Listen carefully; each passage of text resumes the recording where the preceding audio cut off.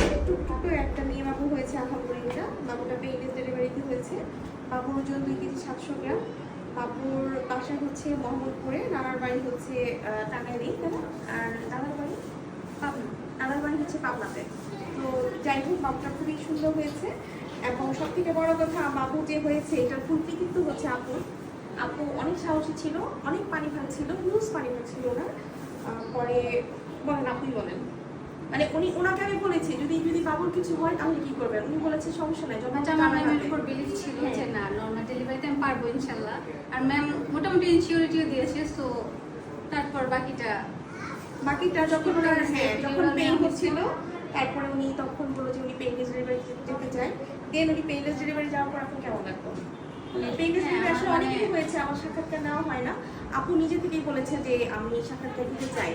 তারপরে আমি বলেছি ঠিক আছে, কারণ যদি কোনো পেশেন্ট নিজে থেকে সাক্ষাৎকার দিতে চায় সেক্ষেত্রে শুধু আমরা বলি যে ওকে ফাইন, আমরা কাউকে ভিডিও করবো। আদারওয়াইজ আসলে কাউকে জোর করা হয় না বা কিছু করা হয় না। আপু বলেন পেইনলেসে আপনার আমার আসলে যখন 3 ফিঙ্গার ছিল, এরপর আমার ফিল ছিল যে না, যখন আমাকে বলা হলো যে আরো 6-7 ঘন্টা লাগতে পারে, আমি পেইনটা এতক্ষণ টলারেট করতে পারতাম না। তো তারপর আমার মনে হলো তাহলে আমি এপিডিউরালটাই নেই।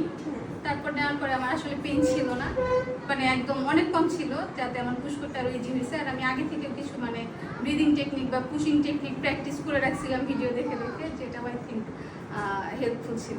না আপু অনেক এনার্জেটিক ছিল, আর ভাইয়া অনেক হেল্পফুল ছিল। ভাইয়া তো পুরো জার্নি ভিডিও করতে যাচ্ছিল। আসলে ভাইয়া বুঝতে পারছে যে কেমন ভিডিও করা যায় না, তাই না ভাইয়া? বাবু কিন্তু ডাবল কট পেঁচানো ছিল, 2টা কট পেঁচানো ছিল। আসলে বাবু হওয়ার সাথে সাথে তখন মাথায় চিন্তাই থাকে না কি বাবু হলো, তখন আসলে কট খুলতে হয়, সাথে সাথে বাবু কান্না করছে কিনা, মা ভালো আছে কিনা, বাচ্চার মার যখন প্লাসেন্টা আউট করতে হয় তখন ওই টাইমটাই থাকে না আসলে যে ভিডিও করার। আর না হলে তো আমরা আসলে অনেক ভিডিও করতে পারতাম, যে এত কট পেঁচানো থাকে। বাচ্চা কোনো বাচ্চা হাত নিয়ে আসে, কোনো বাচ্চা দেখা যায় যে শোল্ডার ডিস্টোসিয়া থাকে। তারপরে এক একজন এক এক কোনো ফেস প্রেজেন্টেশন থাকে। ভিডিও করলে তো অনেক কিছু আসলে, কিন্তু আমাদের আসলে সম্ভব হয় না ভিডিও করার। তো যাই হোক আপু, আপনি অনেক সাহস ছিল। এইরকম সাহসী পেশেন্ট পালে আসলে আমার নর্মাল ডেলিভারি করতে এত কষ্ট হতো না। কি বলবো, কিছু বলার নাই। থ্যাংক ইউ, আপনাকে অনেক অনেক ধন্যবাদ। আর আমরাও অনেক কি বলবো, আপনাদের ফুল জার্নিটা আমরা অনেক এনজয় করেছি ওটিতে, যে না এত সুন্দর করে আপনারা দুজন হেল্প করছেন হাত ধোয়ায়। এরকম হাত ধোয়া সবাই করে না, ঠিক আছে? এরকম যদি সবাই হতো তাহলে মনে করেন আমাদের এখানে মনে হয় যে এই 2-1টা ডিসিশন হয়, সেটাও হতো না, ঠিক? কারণ আমরা তো দেখেই নিচ্ছি যে কোনটা নর্মাল ডেলিভারি পসিবল। তার থেকেও যদি ফেলিওর হয় তাহলে আসলে ওটা আসলে পেশেন্টের, স্পেশালি আপনি যেমন আপনি বাড়ির সবাইকে পাঠিয়ে দিবেন, তাই না? এটা তো সবাই করে না। যারা করেছে এ পর্যন্ত সবাই নর্মাল হয়েছে।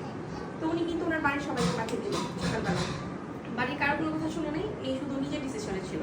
আলহামদুলিল্লাহ, এই যে সুন্দর এই রেজাল্ট হচ্ছে, সুন্দর একটা বাবু হয়েছে। এবং আপনি তো কোনো প্রবলেম হচ্ছে না, ইনশাআল্লাহ নেক্সট টাইম ভালো একটা নর্মাল ডেলিভারি হবে। আর এর পরের বার দেখবেন কষ্ট হবে না, ঠিক আছে? একবার নর্মাল হয়ে গেলে পরের টাইম কষ্ট হয় না। আর এপিডুরাল দিলে আসলে লাস্টের পেইনটা বোঝা যায় না, শুধুমাত্র চাপটা বোঝা যায়, এইটাই। তো যারা আসলে পেইনটা নিতে, তারপরে এমন না যে ওনার পেইন হয় না, এমন কিন্তু পেইন হয়েছে, যথেষ্ট পেইন সহ্য করেছে। 3 ফিঙ্গার পর্যন্ত কিন্তু যথেষ্ট পেইন হয়, তারপরেও তো কষ্ট হয়। কষ্ট ছাড়া কখনোই বেবি হয় না, সেটা যতই হোক না কেন। পেইনলেসেও অনেক কষ্ট হয়, কিন্তু তুলনামূলকভাবে একটু কম হয়। আমার যেটা ফিল হচ্ছিল যে যখন দেওয়ার আগে আর কি ওই পেইনটার সাথে আমি পুশ করতে অনেক কষ্ট হচ্ছিল, অনেক ব্যথা বা পুশ করতে পারতেছিলাম না। বাট পরে যখন পেইন ছিল না তখন পুশ করাটাও ইজি ছিল।